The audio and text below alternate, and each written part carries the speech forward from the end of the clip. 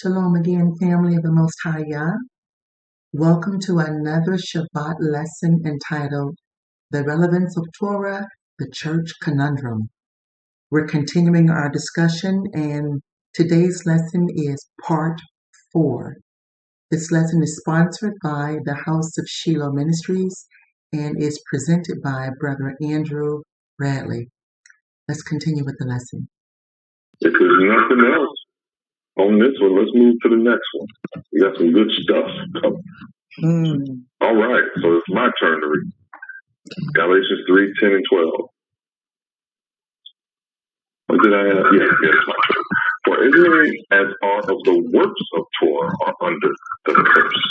For it is written, cursed is everyone that continueth not in all things which are written in the book of the Torah to do them.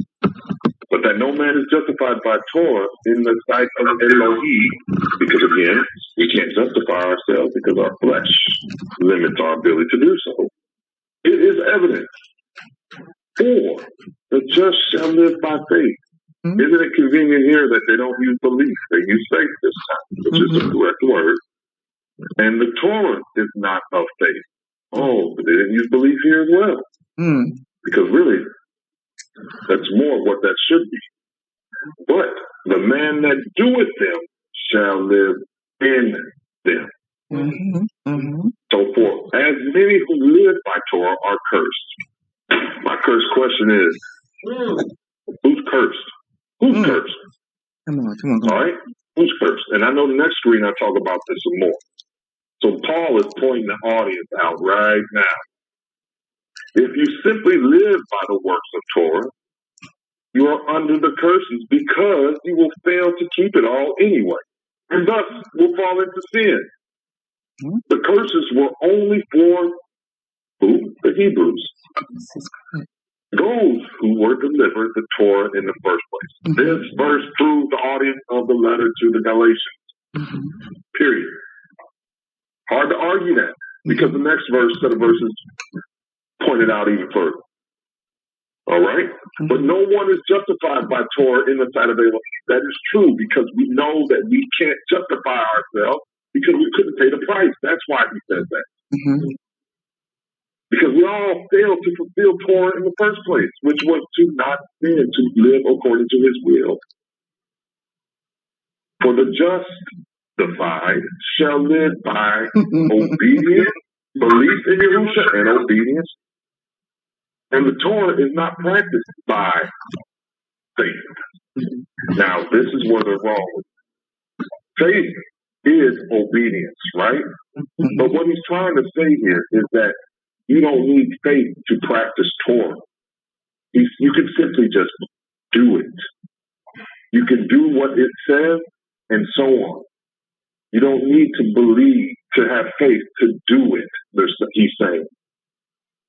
You could just practice it as a checklist, as a routine. But faith is obedience to Torah and fulfilling it. Belief, obedience, fulfillment. All right, so if you want to just simply do Torah and not fulfill it, you don't need faith. You just simply do it like it's a checklist. So faith requires belief in Yahusha and obedience, and those who lived by Torah at this time did not, and especially if you think of the audience at the time when Yahusha was just on the scene, they didn't believe in Yahusha as well.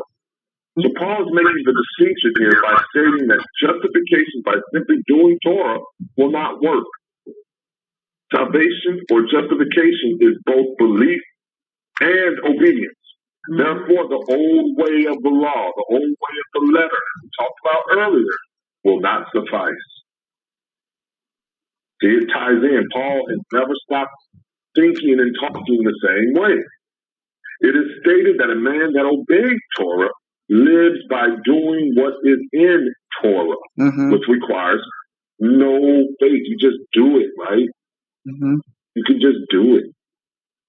But no, the works or deeds of Torah differ from the doer of Torah, which we'll explain later. And that's why Paul says at the end, the man that doeth A doer of Torah, he's saying. A doer.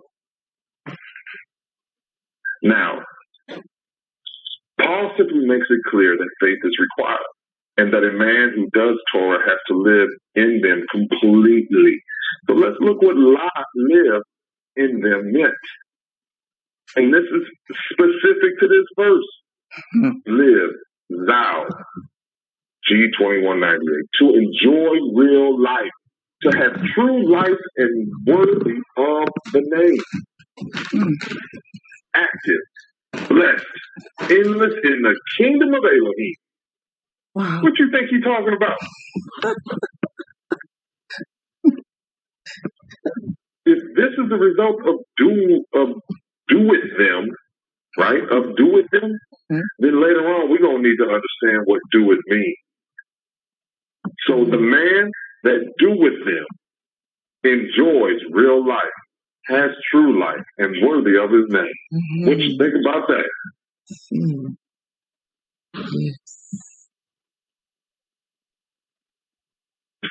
What y'all think about that? Yes. Yes. Yes. That shines a different Any light. questions? Anybody any questions? Comments? The next slide builds on this, by the way. They said no. They don't have any questions. All right, let's move on. Okay. All right, I think Sister Lily, you back up. Or no, I think it's brother. He's first, right? Okay. Yeah, brother. Go ahead and read this for me. Galatians 3:13-14. Messiah hath redeemed us from the curse of Torah, being made a curse for us, for it is written, curses everyone that hangeth on a tree, that the blessing of Abraham might come on the Gentiles through Yahusha HaMashiach, that we might receive the promise of the Ruach through faith. Now, here's an example of making sure they make the changes they need to include everybody else. But they're not going to fool us. No. Nope. We're going to point something out here. He says, us. Mashiach has redeemed us. Why would Paul include himself in a conversation with the Galatians if they weren't Hebrews? Okay? All right. And what is the curse of Torah? Why don't y'all, when y'all get some free time, to go look at Deuteronomy 28 and 30? You'll see how sadly those curses are. And who is those curses for? Yahusha. And what caused the curses?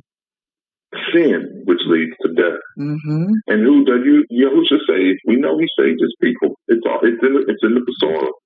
It's in the good news. So us included the Galatians and Paul. So Paul is talking to fellow Hebrews that live in that region of the world, which I think is a part of Turkey. Come on. And if Yahusha came for the Gentiles or other nations, why would Paul include himself in this group? So the Sefer will say other nations, but the definition should just simply say that the blessings of Abraham might come to the nations through Yahusha. That's really what it is. And the promise of the Ruach, and then he includes himself. We again, that we might. Come on, Paul. Just all you got to do is just say Paul. Paul should have just said, I'm talking to the Hebrews in Turkey. I wish he would just say that. Right. But instead, he's including himself when he's referencing him. Right. So the only thing you can explain is Paul calling himself a Gentile? Or is Paul calling them Hebrews? Either way, the known definition of Gentile taught by the world and the church as a whole cannot be what they say here. Not at all. So the promise of the Ruach, what are we supposed to be receiving? Through faith. John 14:16 and 17. I will pray the Father, and he shall give you another comforter, another one, that he may abide with you forever. Even the Ruach of truth. Oh boy, there's that word again. Whom the world cannot receive, because it seeth him not, neither knoweth him. But ye know him. He know him, right? But ye know him. But ye know him, for he dwelleth with you and shall be in you. Hold on. He dwells with you now and shall be in you. So that's why he says, I'm sending you another, because you have a comforter now, because he's dwelling with you. This one, though, will be in you. And the Ruach of truth is Torah as well. And we read that earlier, right? Psalms 119, 142. So Paul does not say that we are redeemed from Torah. He's not saying that. But the curse is associated with disobedience. So Torah is not a curse, because then Paul wouldn't have said in Romans that it was perfect and good and holy. He'd be contradicting himself. He literally is talking about the curse of Torah that results from the sins of disobedience of Torah, which we can't help but do because sin is in us, born in us.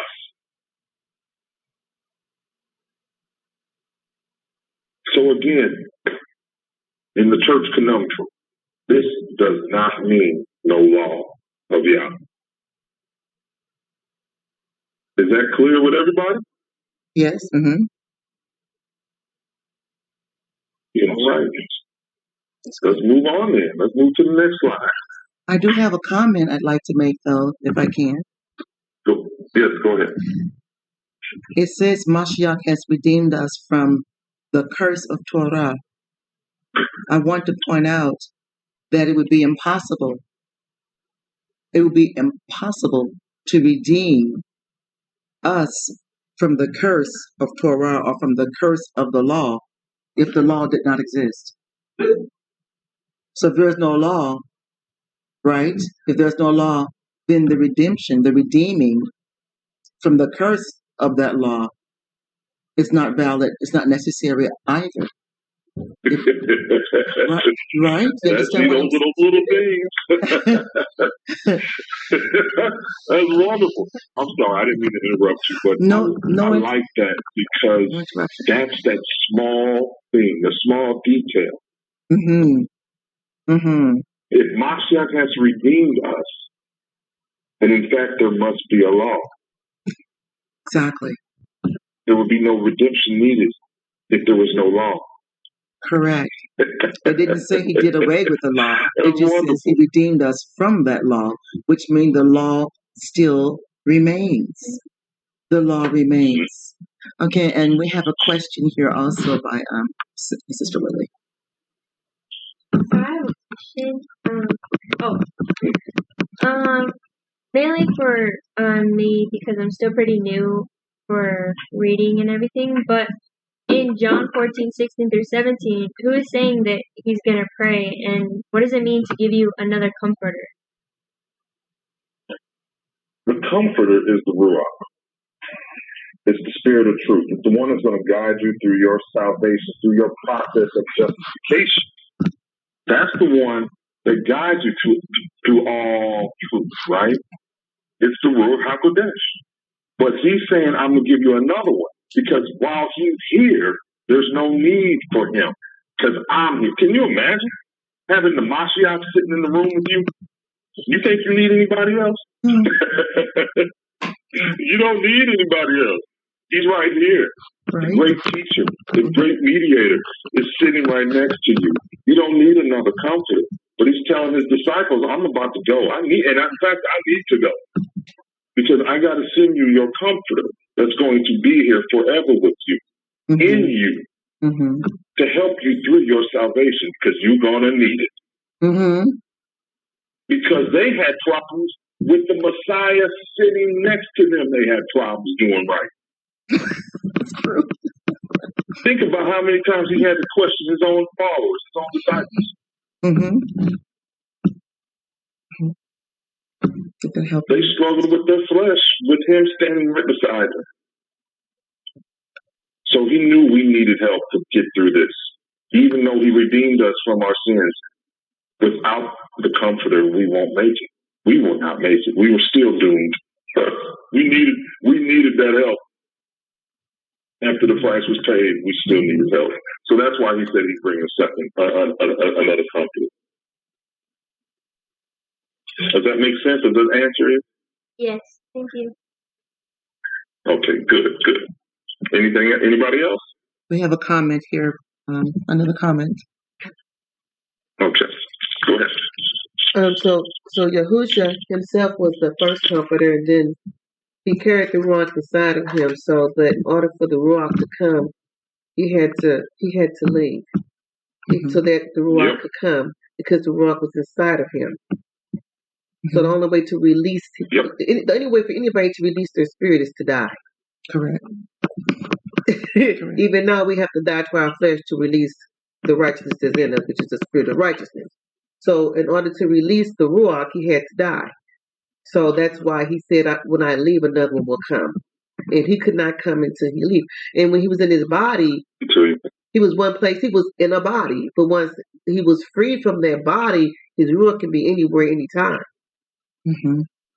There's more impacting everyone that believes, that truly believes and have faith. Exactly. So the Ruach in that state could do more than what he could have done with Yahusha, because he was limited in that body. That's it. Mm-hmm. That's why Satan did not. That's why he came in the flesh.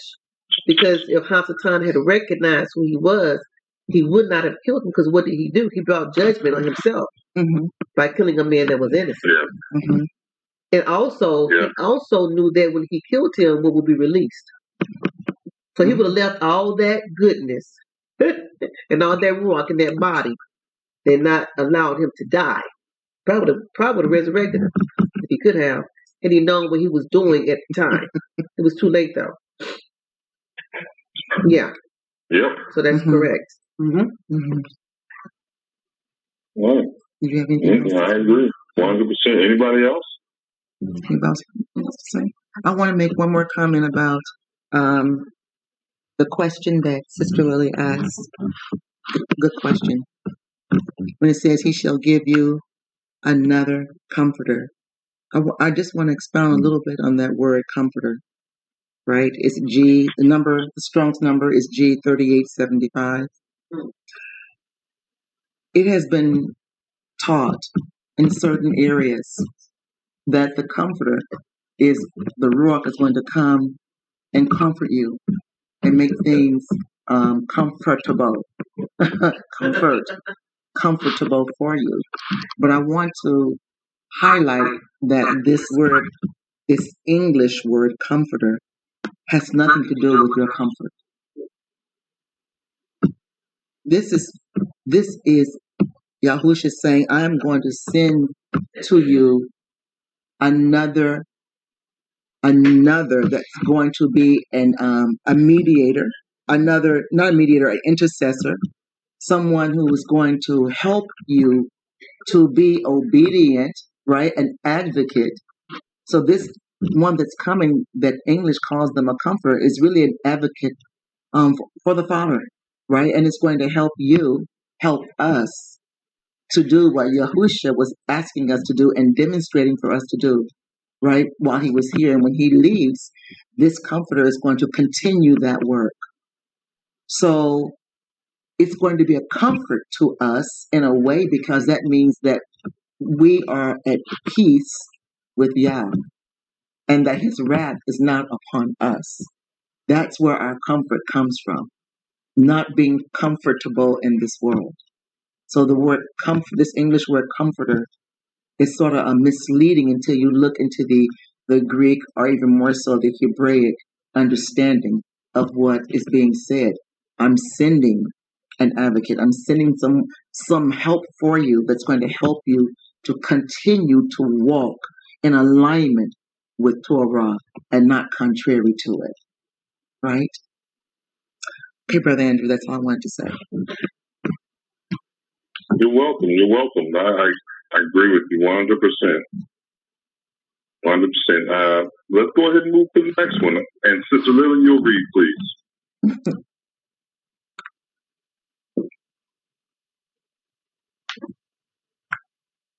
Galatians 3:15-18. Brethren, I speak after the manner of men. Though it be but a man's covenant, yet it be confirmed. No man disannulleth or addeth thereto. Now to Abraham and his seed were the promises made. He said not, and the seed as of many, but as of one. And to thy seed which is Mashiach. And this I say, that the covenant that has confirmed before of many, but as of one, and to thy seed which is Mashiach. And I say this, that the covenant that was confirmed before of Elohim of Mashiach, the Torah, which was 430 years after, could not disannul, but it should make the promise of none effect. For if the inheritance be of Torah, it is no more of promise, but Elohim gave it to Abraham by a promise.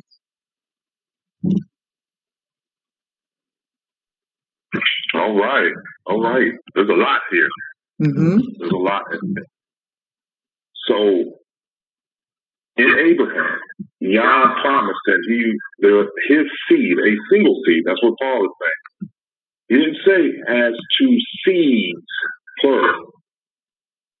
He said, but to his seed, a seed. Mm-hmm. All right? Which was Mashiach, who will bless the world, which we will define in a little bit.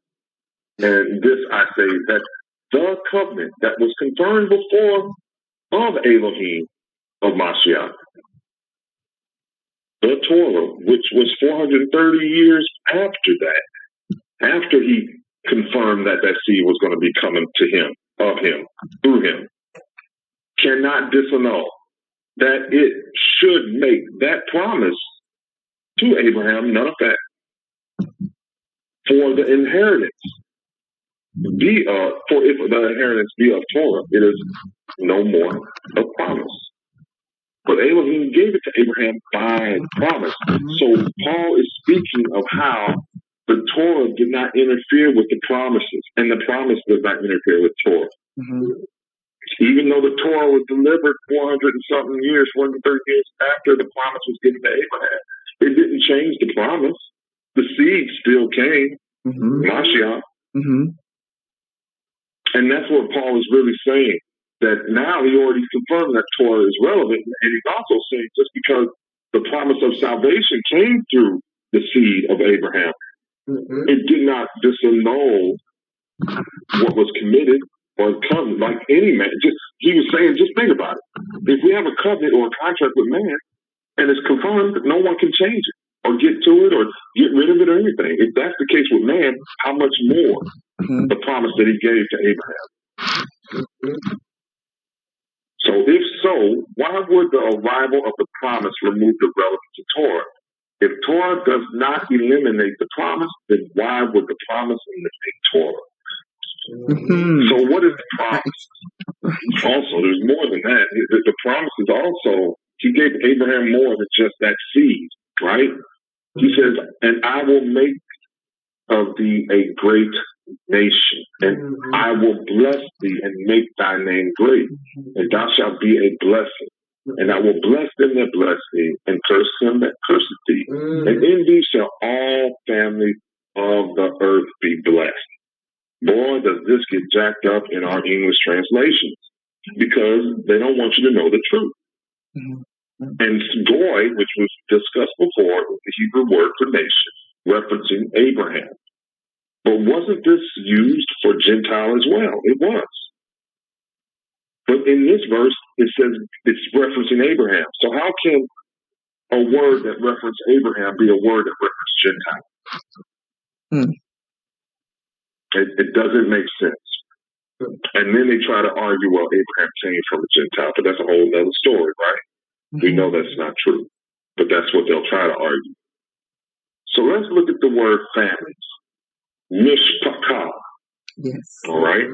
A family. That is, circle circle of relatives, by extension, tribe or people.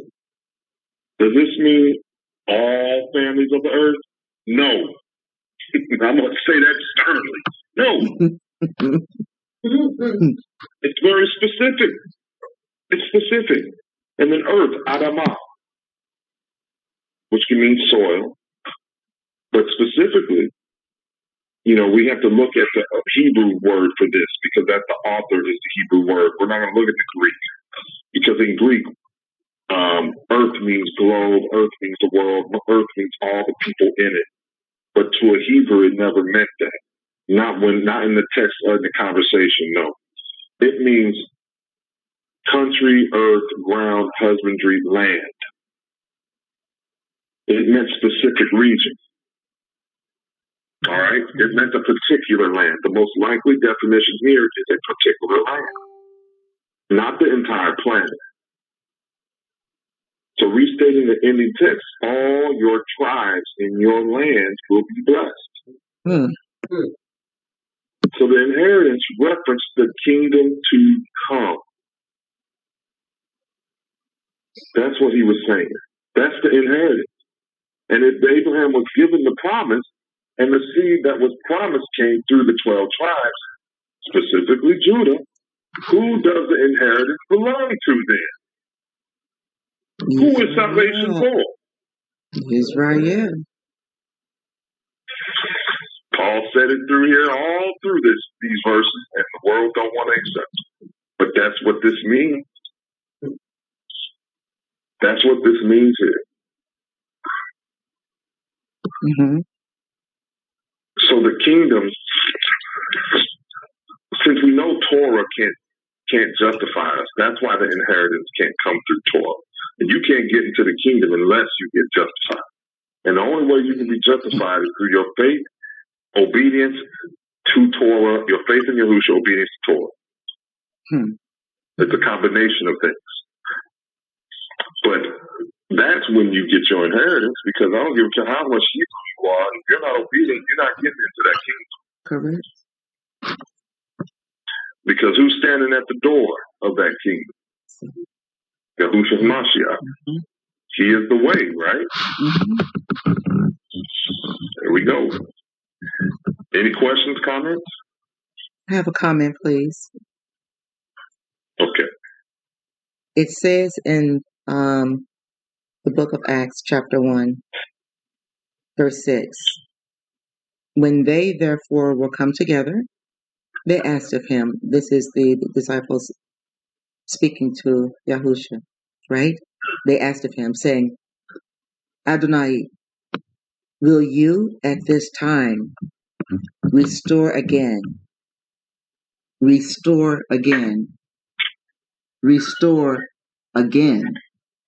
kingdom to Israel? Mm-hmm. Will you at this time restore again the kingdom to Israel? The disciples asked the question. They did not ask the question, will you at this time restore again the kingdom to everybody around the world? That wasn't the question. The question is, will you at this time restore the kingdom to Israel, right? So it is to the benefit of others to understand and accept that there is a family that the kingdom is ruled by. Mm-hmm. It's ruled by a family. Just like if you look at today's society, there are a handful of families that rule the world. And most people in the world are not part of that family. They're not part of that family.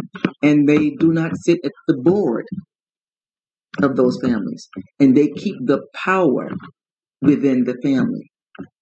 So why should our Messiah, why should Yahuwah do anything differently when he's of the highest order? Why should he not run his kingdom by his appointed foreordained family. Why should anyone have a problem with that? No one has a problem with it today the way the world is doing it. They're not part of today's families. They're not part of the Illuminati, but yet their lives are fulfilled. Their lives are prosperous, and they go on with life. They don't have a problem that they're not on the board of directors, right? For the vanguards, for they're not having a problem with that. So, in the same vein, consider or see this similar to that. There is a chosen family to run the kingdom of the Most High Yah. Most people will not be on that board of directors, but that does not take away from your life, your prosperity, and how you're going to conduct yourself, right, on a daily basis. You still will have rules and regulations to abide by, just like you do now. They have rules, and these families that run this world today, they have rules. And when you find those that are really violating those rules, they get rid of them. The penalty is death. The penalty is death, right? So I want anyone and everyone that looks at these lessons and that listens to them not to be offended by what's being said, but to understand that there is an order that most have not been taught, that is peculiar to the Most High's ways. There are ancient pathways that are going to be instituted, and this is one of those pathways. My children, my seed, my people run my kingdom. And that's something I just wanted to highlight. Thank you. I agree. Oh, we have another comment. I agree. I'm sorry, go ahead. Okay, go ahead, please. To piggyback on that, the reason why I think it is hard to accept for most of the other nations is because it's an eternal inheritance, but it cannot be undone, as Pastor White said. And to gently put it, you have to accept it because it was written before the beginning of time. He had already planned it out. He had chosen because he knows now, before, and forevermore. He knows all. Mm-hmm. So he chose based on what he knew in the hearts of the people that he would choose. Mm-hmm. And it's played itself out in history. If you look at the people that's been most faithful to him and carried out his laws, although we did make mistakes, we are a worshiping, faithful, law-abiding citizens. Jacob is in his nature. So I think the reason why the world has a problem with this because it's an eternal inheritance and one that cannot be undone. I agree, but the families that are ruling today, have they only been ruling for 5 years? No. 10 years? No. 100 years? They don't think about that. So my point is theirs is eternal as well. And it will continue to be so if Yahusha did not interrupt it. So why should this one be any different? Right? It should be no different. Well, it's hard what first shall be last, and the last shall be first. Yeah, and that's part of the particular details of things people don't look at in the scripture. When they say, when he says how to pray, thy will be done on earth as it is in heaven. Give us this day our daily bread. That, thy kingdom come, thy will be done on earth, as it is in heaven. He's not saying that the kingdom is in heaven. He's speaking of the kingdom here, but people don't look at it like that.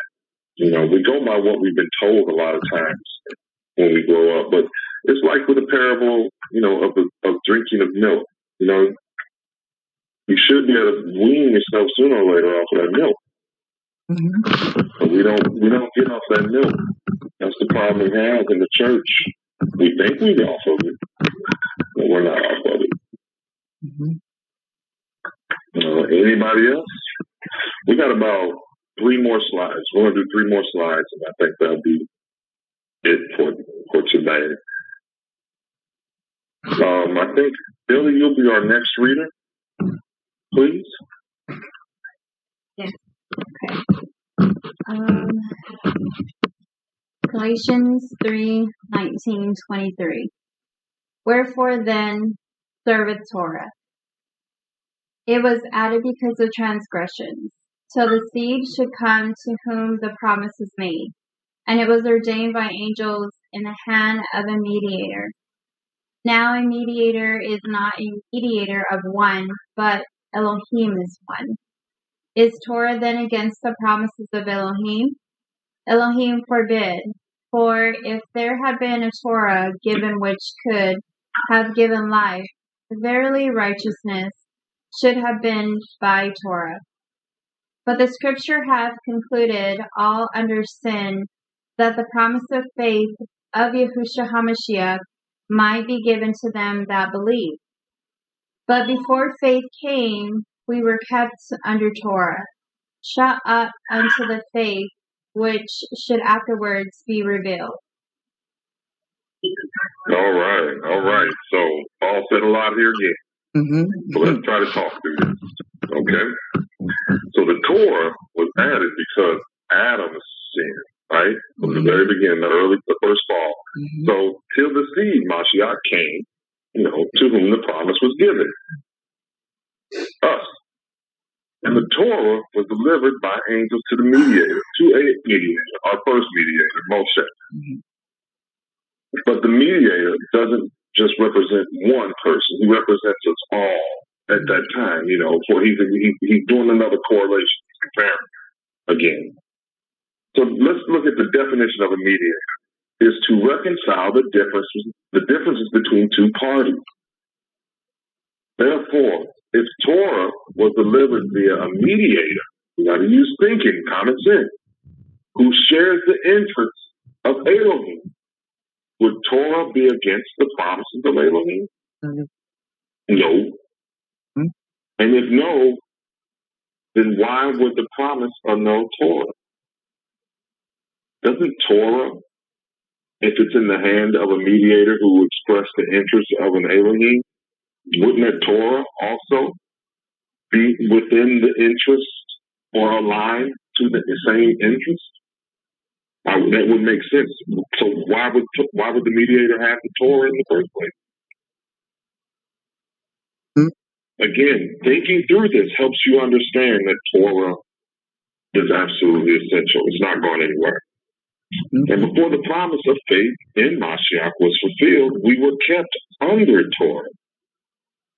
All right? So before we got our mediator, Yahusha, we were kept under Torah. What does kept mean? Phureo, kept, that's the Greek word, to be a watcher in advance. So the Torah watched over us in advance to what was coming, which was our true mediator, our true teacher, the principal of our school, the one that is the author of our textbook.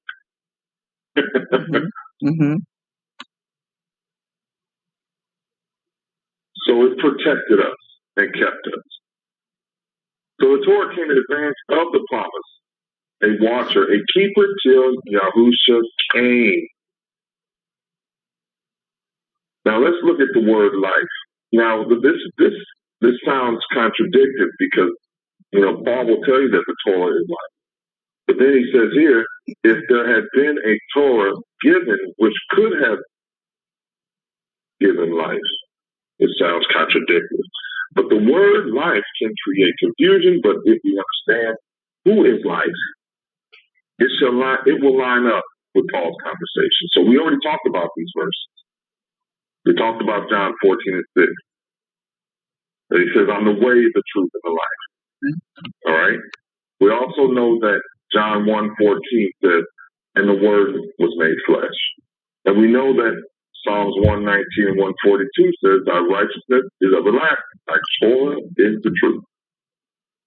So we know Yahusha is the truth, the word, the author of Torah, and life. And thus life only came to us when he arrived via the promise. That's what Paul is saying. Torah could not provide the promise, but it held us in check until that promise came. Is it life? Yes. You know why it's life? Because it led to Yahusha. But life meant saving as well. And the only way we could be saved is through the promise. And that life came as soon as Yahusha died on that tree for us and paid that price. This does not speak of Torah being irrelevant at all. In fact, it supports it. It shows it's important. It shows it's important. Is everybody following this one? Does this one make sense? Yes, it makes sense. All right. Billy, Sister Billy, you were the last, right? To read? Yeah. Oh, can we? All right. I think it's Can we make a comment? You got a comment? Go ahead. Yes, a comment. A moment.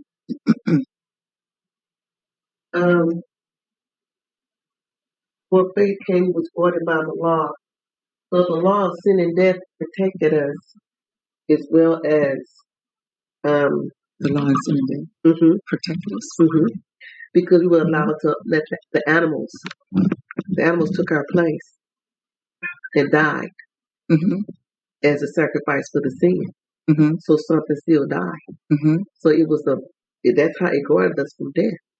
Was allowing that sacrifice to come in our place. So the law, as I said, it's always been there. So that was another way that it guarded us, by allowing the animals. In other words, you're saying that pretty much y'all got tired of all these animals dying for us, and it just needs one solution needs to be provided. The animals got tired of dying for us too. Can you hear the sheep going? Peace and please. Right. So yeah. So we need to recognize it was a bloody ordeal for sin. People think, how did the law guard us? It was a bloody way. It was a bloody way. The Torah guarded us from that. It was a lot of work on the priest. It was a lot of work. A lot of blood.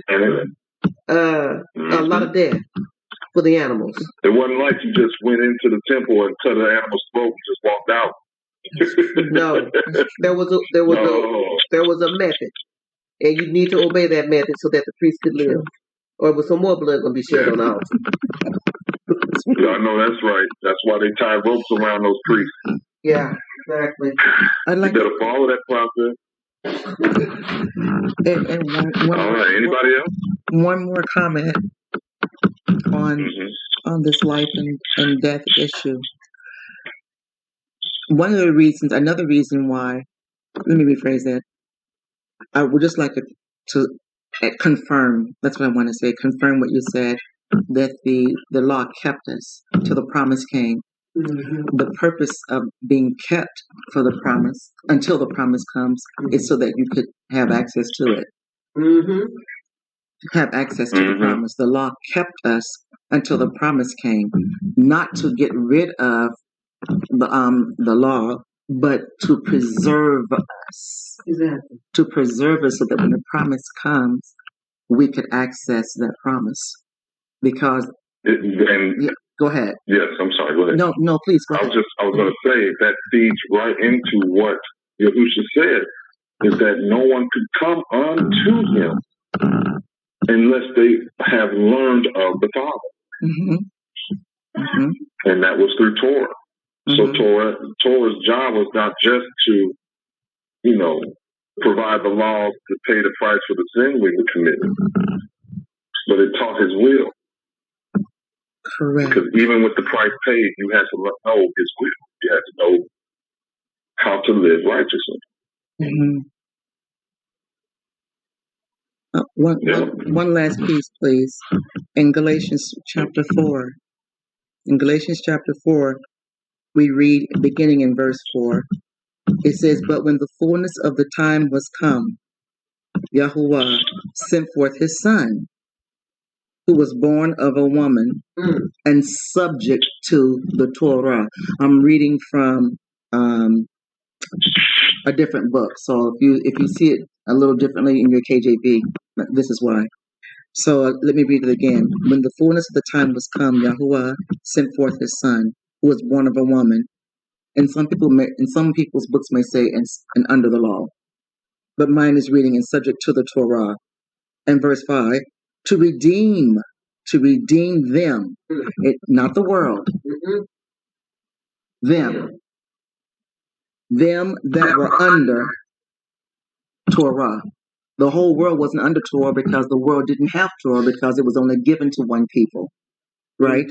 So it was to redeem them that were under Torah, that we might receive the adoption of sons. So what I want to highlight in verses 4 and 5, I want to show that Yahusha came to redeem those that were under the law. He did not come to remove the law. He didn't come to remove the law, but he came to redeem a people that were under it. Hence, the law still there and valid. And that's all I wanted to point out. It's so important that he even came subject to the law in verse 4. He came subject to Torah. And he says, I've come to redeem. What does that word redeem mean? You see, even though he's purchased you, I brought you back. I brought you back to put you back in the state you're supposed to be in the beginning, in alignment with the Father's will. That was the whole purpose for the redemption, to redeem a people, right? To bring you back to the original state of the way you should have been walking, in alignment with the Father's will, according to his word, according to his law, according to Torah. Okay, that's all I wanted to highlight. Okay, all right, well, let's see. Who read last? Billy, Sister Billy, so it'll be Minister White on the next slide, please. Okay, Galatians 3, verses 24 through 27. "Wherefore, the Torah was our schoolmaster to bring us unto Mashiach, that we might be justified by faith. But after that faith is come, we are no longer, under a schoolmaster. For ye are all the children of Elohim by faith in Messiah Yahusha. For as many of you as have been baptized into Mashiach have put on Mashiach." And this one just adds to the whole conversation. So we're no longer under the schoolmaster because our Savior's here, our Messiah's here. And what does a schoolmaster mean? And according to this verse, the definition is Pehi Dag Ogos. And a boy leader, that is a servant whose office, or in other words, a servant whose job it was to take the children to school. So Torah was the one who brought us, just like Minister White was speaking on in Galatians 4. It brought us to Mashiach. So who is at the school waiting for us? We are now under Yahusha, our principal, if you want to call it that, who will now teach us the will of Elohim that is in Torah. Yahusha did not replace Torah. He's fulfilling it, and he says that himself. And what does it mean to put on Mashiach? Enduo, to envelop in, to hide in, to become so possessed of the mind of Mashiach, as in thought, feeling, and action, to resemble him and, as it were, reproduce the life he lived. That is specific definition from Thayer for this verse. Mm-hmm. Mm-hmm. And how did he live? Didn't John say there is no sin in him? Correct. Wasn't he obedient then? Correct. While on earth? Mm-hmm. And didn't John say that? See, I got it right there. And you know that he was manifested to take away our sin. And in him is no sin. Present tense, sinless, means obedient. Mm-hmm. Therefore, we must be as Yahusha. When it comes to putting them on, that's what it means. Be as him, obedient. Mm-hmm. Paul was demonstrating the relevance of Torah. Mm-hmm. It brought us to Yahusha. And we have to live as Yahusha. That's how he ends it. We live by him, as him.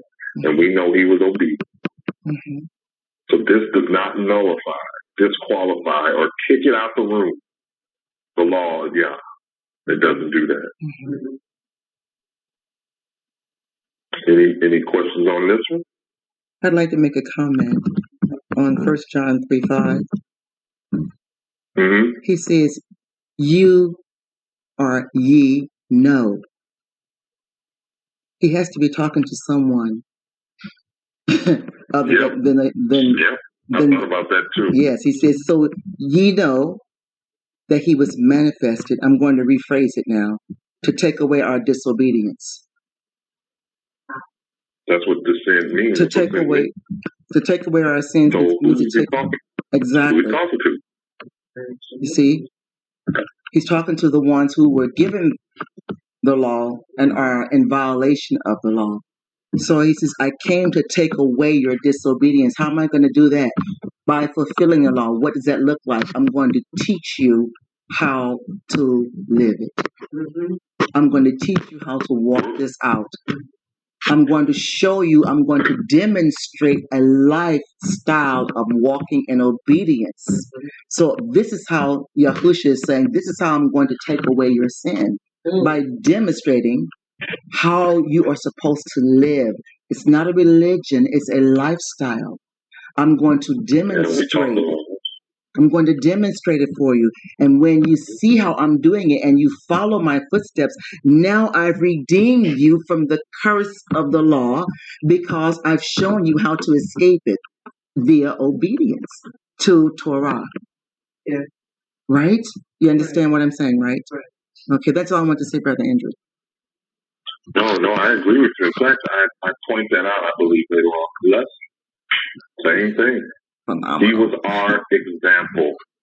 And when you understand the beautiful word fulfill, that alone just knocks everything out the box for me. Mm-hmm. All right, any more questions? One comment, please. So if the Mashiach is the truth, the way, the truth, and the life, and you become possessed of the mind of the Mashiach in thought, feeling, and action, who do you become? You become the way, the truth, and the life, and truth is Torah. Mm-hmm. So you become you become a walking Torah, walking out your righteousness. So then how can you separate the Mashiach from the law? Correct. You can't. And we have to be like him because we're going to teach him. Yeah. You know, so that's our life. That's what's coming around the corner, right? Right now. Yeah, that's correct. All right. If no more questions, we'll move to the last slide, and I'll go ahead and finish this one up for us. Galatians 28 and 29, 3:20-29. This is a very popular scripture for the church to include everybody. But again, you need to know we already established the audience, right? So let's read through this, understanding that, and clarify what this really means. There is neither Yahudi, there's neither Jew nor Greek. There is neither bond nor free. There is neither male nor female. For ye are all one in Messiah Yahusha.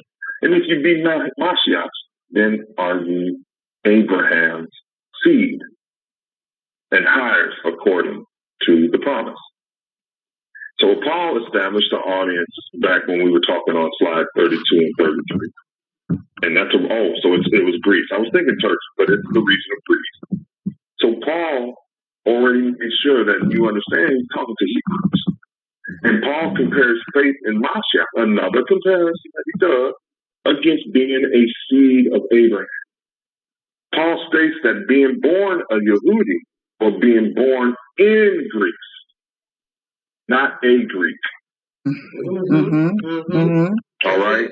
Slave or servant, or free male or female. It doesn't matter, for we are all one in Mashiach. So Greek is the word Helen, or Helene. And literally the definition is a Greek by nationality, whether a native of the mainland or of the Greek islands or colonies. You notice it didn't say born a Greek or genealogy. Right. It is, like I've said before, this is the main definition that's there. And it speaks nothing of the genealogy or non-Hebrews. What it means is literally, modern day example. If my parents were Nigerian, but I was born in America, does that remove my Nigerian genetics? No, but it makes me nationally an American. But I am a Nigerian. I'm still Nigerian. Just because I was born in Greece and I have Greek citizenship would not make me Greek by genealogy, only by nationality. It's still the same. There's nothing new under the sun. No. It's they do the same thing now. The same thing now. And heis is the word for one, universally and opposed to many, a single, once and the same. Here, Paul emphasizes that in Yahusha, you're all the same. You're Yasharel. It doesn't matter that you're born in Judah. It doesn't matter if you were born in Greece. It doesn't matter if you're a female or male Yehudi, or you're a slave or a servant or free. It doesn't matter. You're all Yasharel. You're still a Hebrew. In Yahusha's mind, his salvation didn't come just for the Yehudi. It didn't come for the free of the non-slave. It didn't come for that. It came for all of us because all have sinned. And since we know that Yahusha is the promised seed of Abraham, and we have put on Mashiach and are one in Mashiach, then we are of the seed of Abraham as well. Hires according to the promise. And again, what is the promise? Salvation and the kingdom to come. I didn't put the kingdom to come on there, but we know we talked about that a slide or two ago. All right, is that everybody follow? So we know that Galatians 3 didn't speak against the law or Torah. Not at all. Not at all. Any questions? No, we don't have any questions. All right. Well, thank you, everyone. This will be the end of part 2. We'll continue. We got a few more in this section with the church conundrum. Many scriptures where the church may use and disqualify Torah. We got a few more to go over. All right. Thank you all for this wonderful Shabbat. I appreciate it. Talk to you soon. Okay, so we say shalom to those who are present and to those who are online. And this is also part 4. So that was an error. This is the lesson titled part 4. Shalom.